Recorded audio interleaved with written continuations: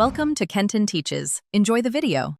If your Windows XP will not boot, the only reliable fix is a repair process.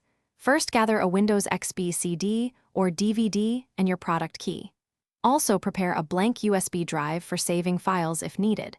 Set BIOS boot order to CD-ROM first and save changes. Expect about 20 to 30 minutes for initial diagnostics and recovery console loading. If you cannot access the CD drive, try borrowing an external USB CD-ROM. Do not format the hard drive unless you choose a full reinstall.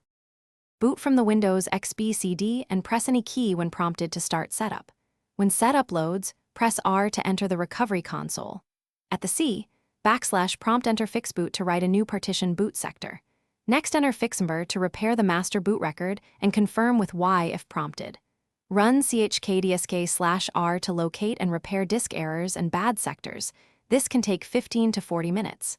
If Windows still does not list, run bootcug/rebuild to recreate boot entries. If recovery console commands do not restore bootability, perform a repair install from the XP CD. Boot the CD and choose Install, then press Enter to repair the selected Windows installation. The repair install preserves programs and data while replacing system files. Expect the repair install to take 45 to 60 minutes plus additional time for driver updates.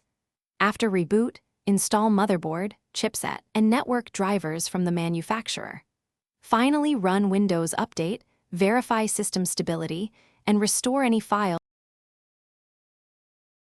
Thanks for watching. Please subscribe if this video was helpful.